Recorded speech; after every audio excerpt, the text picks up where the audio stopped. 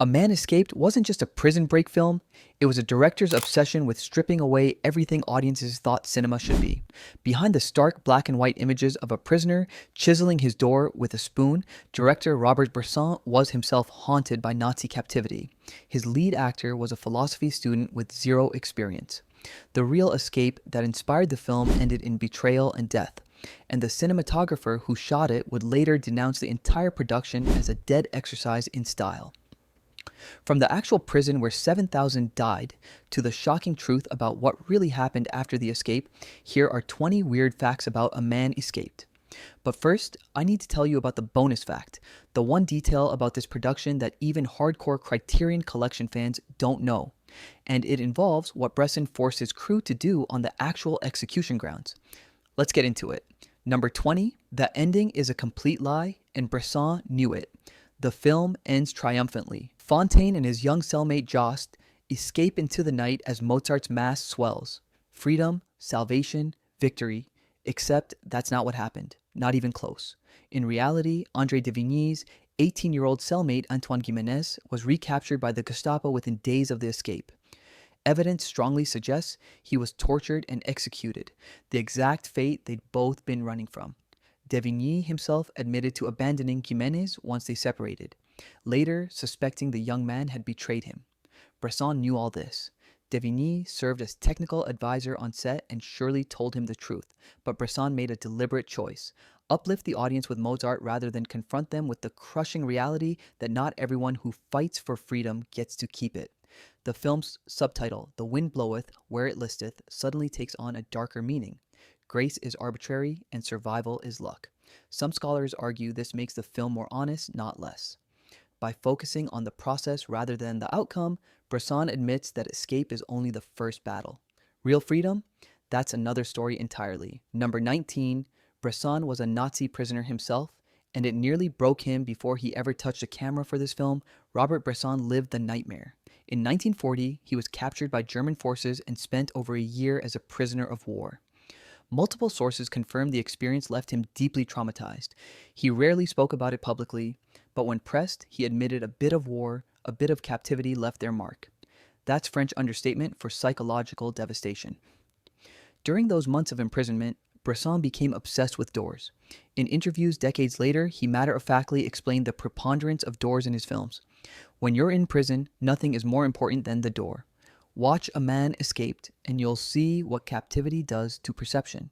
Every sound, every surface, every wooden slat becomes either salvation or damnation. The door isn't just a barrier, it's the entire universe. Bresson didn't just direct this film, he exercised it. And everyone on set could feel the weight of what he had survived. Number 18. The real prison was run by the Butcher of Lyon, and it was hell on earth. Montluc wasn't just any prison. It was Klaus Barbie's kingdom of horror.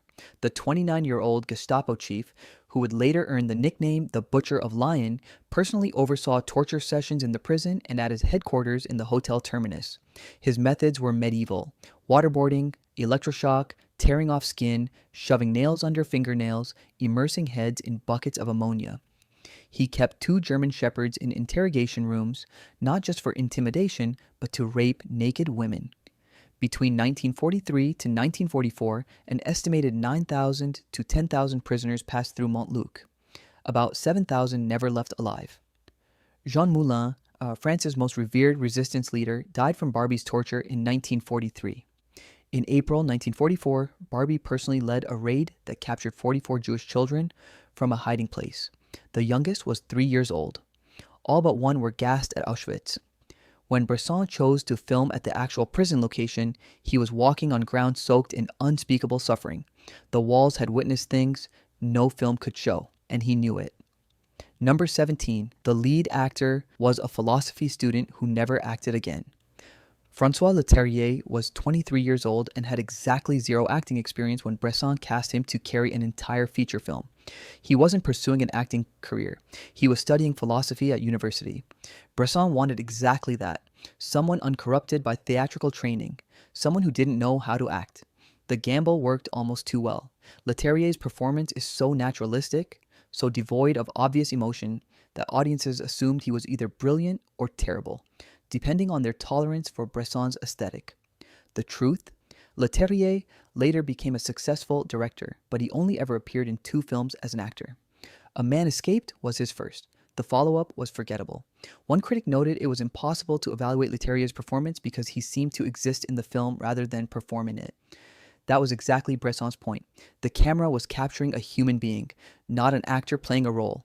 For Leterrier, the experience was so intense, 50 takes of the same scene, Bresson's cold precision, the psychological weight of embodying a man facing execution, that he essentially walked away from acting forever. He survived the production, but the cost was his relationship with the craft itself. Number 16.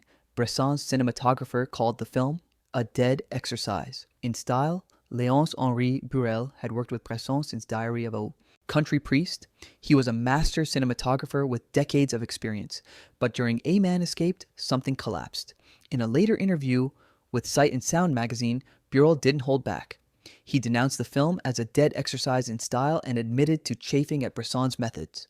What set him off?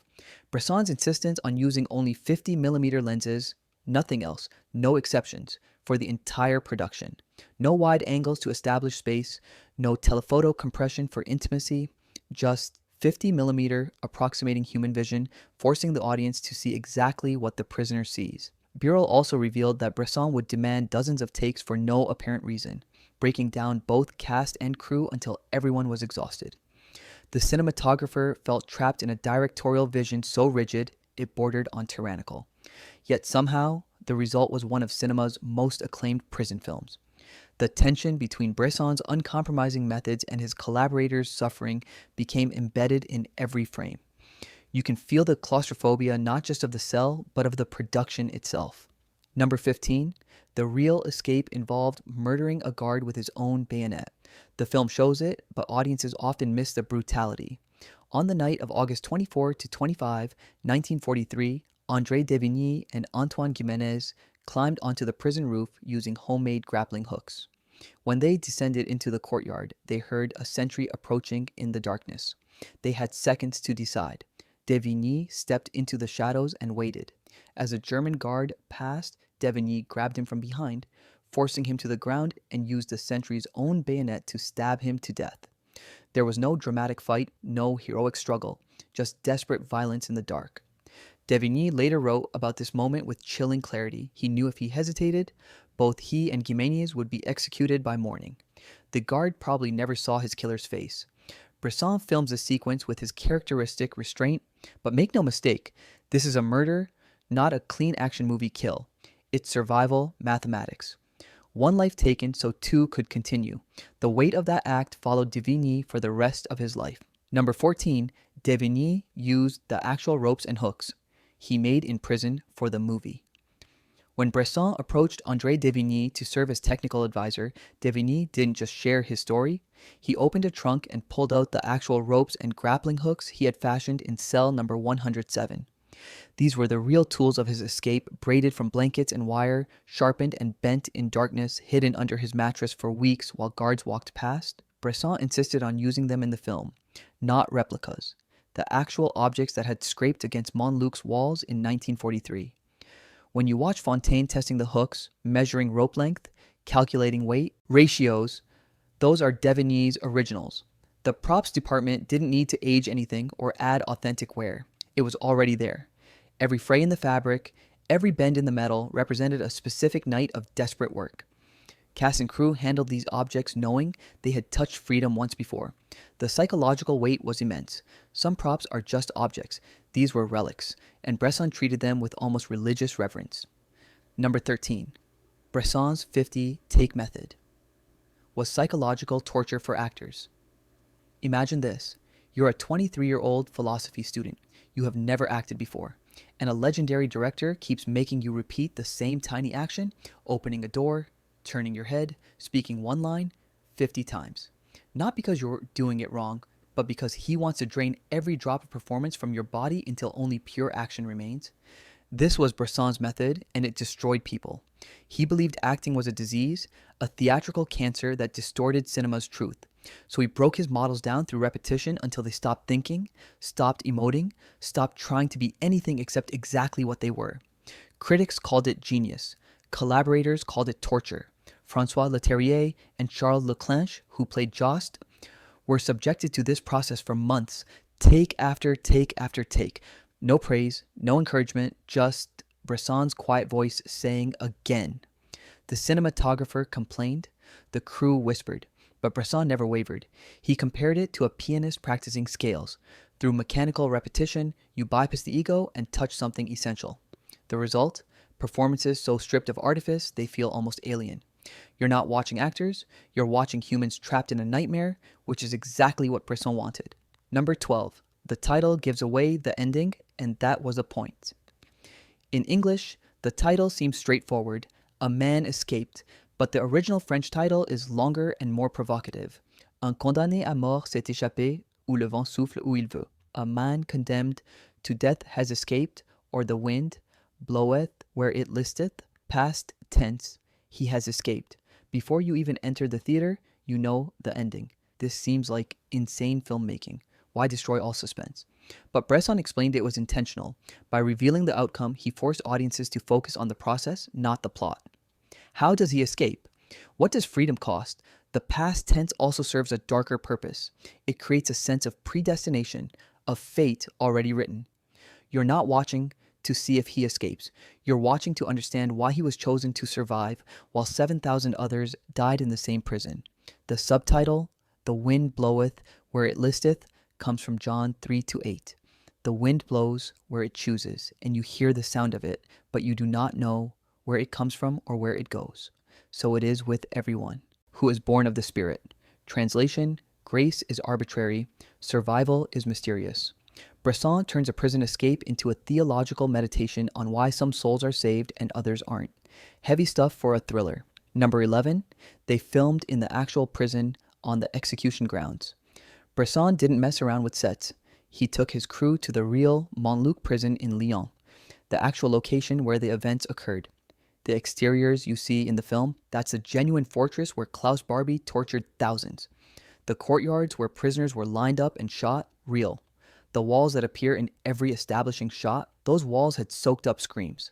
Though the cell interiors were recreated in a studio for technical reasons, Bresson insisted on capturing the prison's authentic atmosphere. Imagine being part of that crew. You're setting up lights in a courtyard where French resistance fighters were executed. You're framing shots of doors that once locked in Jews waiting for deportation to Auschwitz. Some crew members reportedly became physically ill during location shooting. The weight of history wasn't metaphorical, it was tangible, oppressive everywhere. Bresson himself, having survived Nazi captivity, walked these grounds with a quiet intensity that unnerved everyone around him. He wasn't just making a movie, he was returning to a place of collective trauma, and he demanded that every frame honor what had happened there. Number 10, Christopher Nolan stole Bresson's entire approach for Dunkirk. When Christopher Nolan was preparing to direct Dunkirk, he screened 11 films for his key crew members as inspiration. 2 of those films were Bresson's A Man Escaped and Pickpocket. Why? Because Nolan recognized what made Bresson's Prison Break film so viscerally effective. The focus on process over character, the use of sound as narrative, the refusal to explain or editorialize. Dunkirk operates on the exact same principles: minimal dialogue, extended sequences of men performing desperate mechanical tasks, ambient sound doing the emotional work. Nolan even adopted Bresson's approach to suspense, reveal the outcome, the title Dunkirk tells you they escaped, and make the audience obsess over how. The influence is so direct that film scholars have written entire essays comparing the two works. Both directors understood that in situations of extreme survival, psychology becomes irrelevant. Action is everything. There's no time for introspection when you're literally fighting time.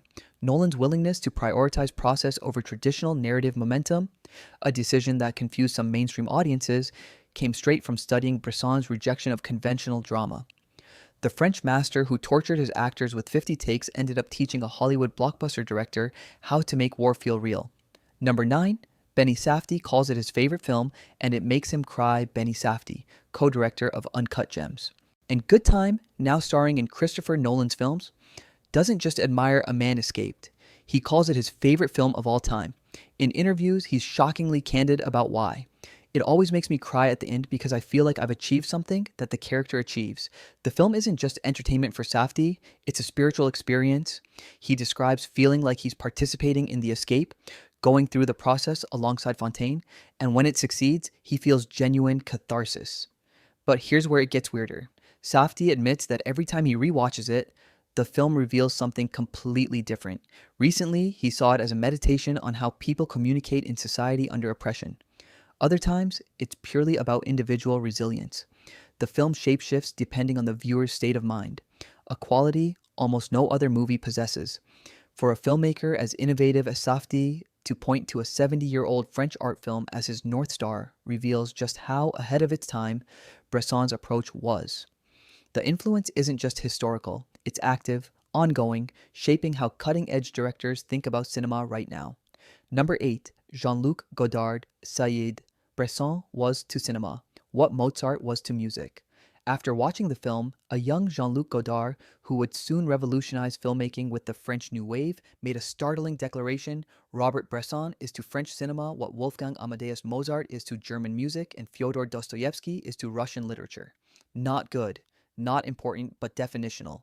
Bresson wasn't just contributing to French cinema, he was French cinema at its highest philosophical and aesthetic level.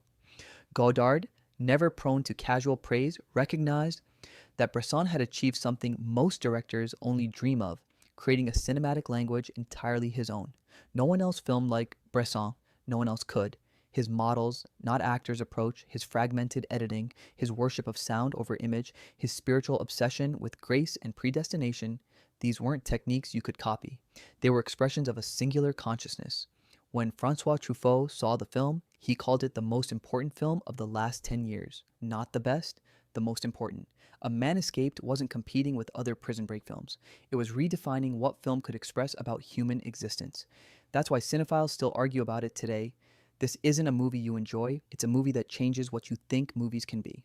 Number 7, the sound design is more important than the images, and that broke film theory. Most movies are about what you see. A Man Escaped is about what you hear. Bresson famously declared, "The noises must become music." Watch the film with your eyes closed and you'll still understand everything. Keys jangling in the distance tell you guards are approaching, footsteps reveal their position, cell doors clanging create rhythm, and dread, a passing train provides cover for the escape. Bresson spent more time in post-production crafting the sound design than most directors spend on dialogue. He believed traditional film scores were cheap manipulation. People flood a film with music to prevent us from seeing that there is nothing in those images. So he stripped away the score almost entirely, using only sparse Mozart at key moments, and built an entire sonic world from prison ambient noise. Film scholars David Bordwell and Kristen Thompson later used A Man Escaped as a definitive example of sound-advancing narrative in their textbook Film Art. The Criterion Collection release includes an entire visual essay just analyzing the sound. Why? Because Bresson proved you could tell a story primarily through ears, not eyes, a heretical position in visual media. Every sound in the film is deliberate, calculated, precise. Nothing is atmosphere. Everything is information. This wasn't just innovative. It was a complete reimagining of how cinema communicates. Number 6, Bresson wanted to title it to Help Yourself. And then the studio panicked. The original title Bresson fought for was stark and provocative. Aide-toi, help yourself. It references the French proverb, Aide-toi, le ciel t'aidera. God helps those who help themselves. For Bresson, a devout Catholic, this was the entire point of the film. Faith alone isn't enough. You must act.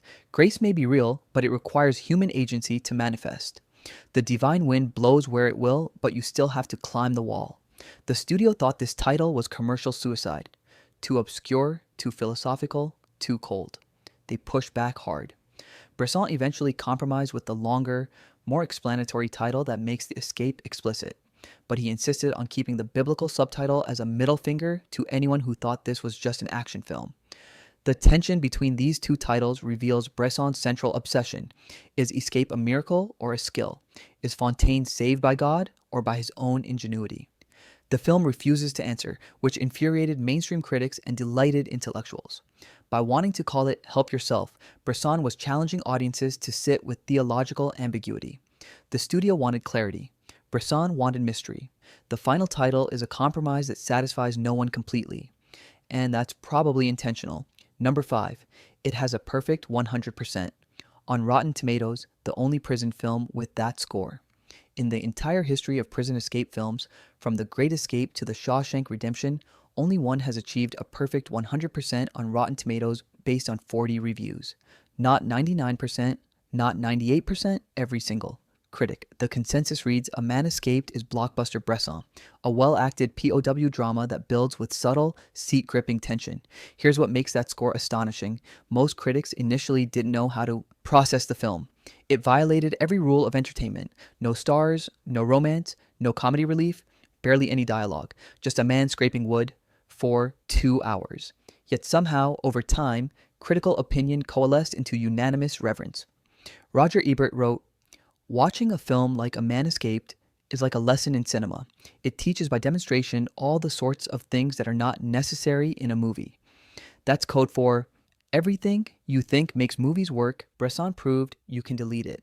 The perfect score also appears in the 2012 Sight and Sound poll, where international film critics ranked it number 69 among the greatest films ever made.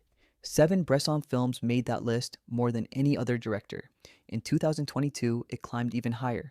A Man Escaped isn't just perfect according to reviewers, it's perfect according to film history itself. Number 4, Charles Leclanche. Was only 16 and Bresson deliberately cast him to create real fear. The young man who plays Jost, Fontaine's mysterious final cellmate, was essentially a child when filming began. Charles Leclanche was barely 16 years old, thrown into a psychologically intense production with a director notorious for breaking down actors through repetition. Bresson cast him specifically because he wanted genuine adolescent vulnerability, the kind you can't fake, the kind that comes from being in over your head. Watch Leclanche's performance. He looks genuinely terrified, genuinely confused, genuinely out of place. That's not acting. That's a kid surrounded by intense adults making a film about death. Bresson put Leclanche through the same 50-take method he used on Leterrier. Imagine being 16, doing a scene 47 times, with an emotionless director giving you no feedback except, again. The psychological pressure was immense, but it worked. Leclanche's Jost feels like a real person in genuine crisis. Should he trust Fontaine? Should he help with the escape?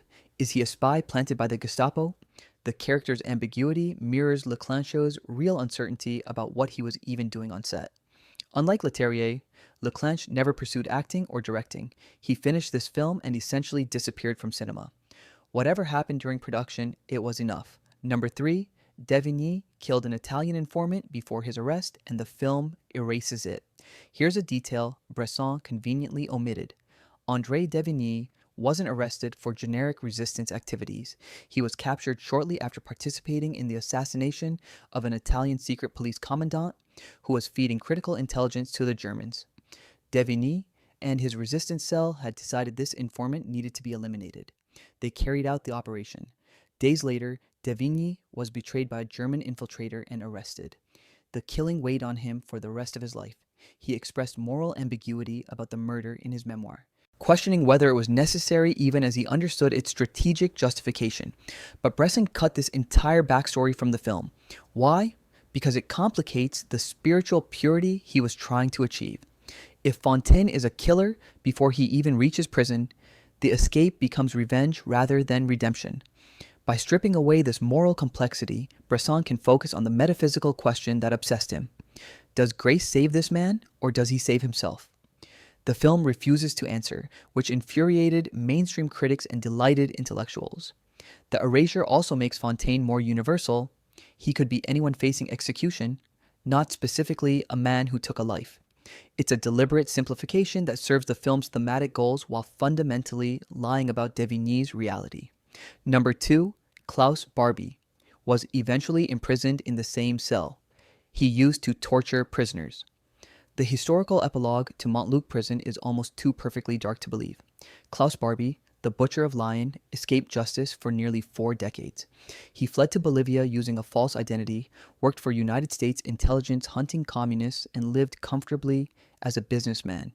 But in 1983, after the fall of Bolivia's military dictatorship, Barbie was extradited to France. And where did they put him while awaiting trial?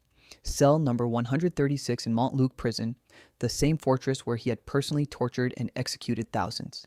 The same walls that heard victims scream, the same corridors where he had walked with absolute power. Now he was locked inside them. When news broke, relatives of Barbie's victims gathered outside the prison in silent vigil, the same way prisoners' families had stood there in 1943. In 1987, at age 73, Barbie was convicted of crimes against humanity and sentenced to life imprisonment, France's harshest punishment after abolishing the death penalty. He died of cancer in a lie-in prison in 1991, having finally faced some measure of justice. The symmetry is haunting. Bresson made a film about escape from Montluc in 1956. 30 years later, the man responsible for Montluc's worst horrors was locked inside it permanently.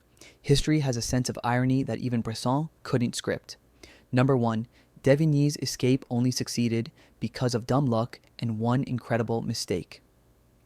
Here's the part that blows the entire mythology apart. Devigny almost didn't make it. After all the planning, all the rope making, all the patient door scraping, success came down to absurd fortune. First, the guards happened to remove Devigny's handcuffs just days before execution, giving him mobility at the crucial moment. Second, the night he chose to escape was moonless, providing darkness that couldn't be predicted. Third, the German sentry he killed happened to walk past at exactly the right angle to be ambushed. 10 seconds earlier or later, and Devigny would have been spotted. But here's the truly insane detail. When Devigny and Gimenez threw their grappling hook over the final wall, it caught on the first try. The margin for error was millimeters. If it had fallen, the noise would have alerted guards. They'd have been executed at dawn. One throw, one chance. It held. After scaling the wall, they dropped into the street and ran. Devigny spent 5 hours hiding in the Rhone River and muddy banks, evading search dogs. Eventually, he reached a doctor's house, got papers, and escaped to Switzerland. But it was so close to disaster at every turn that calling it skill is almost dishonest. Bresson's film makes the escape look methodical, controlled, earned. The reality? Devigny survived because the universe happened to align for one night. The wind blew where it wanted, and it blew in his direction. Bonus fact, the film's final shot was added because Bresson couldn't bear to end on darkness. The final image of A Man Escaped is one of cinema's most famous endings. A slow fade to black as Mozart's Kyrie swells, the screen held in darkness for over a minute while the music transcends. It's powerful, moving, spiritual, a moment of pure catharsis. But Bresson's original cut ended differently.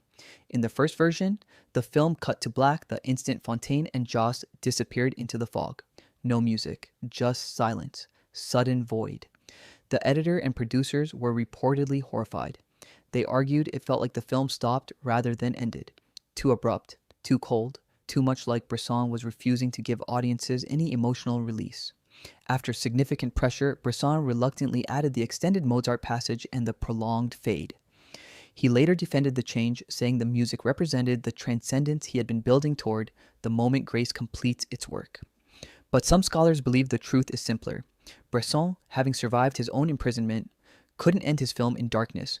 He needed light, even if that light was invisible. The original ending would have been pure Bresson, withholding, austere, uncompromising. The final version shows something rarer, a master artist allowing himself a moment of hope. Maybe that's the real escape, not from the prison, but from the memory of captivity itself. So that's A Man Escaped, a film born from trauma, made with methods critics called torture, about a real escape that succeeded through impossible luck, shot at a real prison where thousands died, ending with a lie to provide hope. Not bad for a movie with 0 stars, minimal dialogue, and a lead actor who was a philosophy student. If you want to understand how far cinema can go when you strip away everything except human will versus impossible odds, watch this film. But be warned, it changes you. Just like it changed Christopher Nolan, just like it changed Benny Safdie, just like it changed everyone who worked on it. Drop a comment if you have seen it and if this Prison Break holds up against your favorite escape films. And hit that subscribe button, because if a 70-year-old French art film can still make modern directors cry, we need to keep talking about it. The wind blows where it wants. Let's make sure it blows toward great cinema.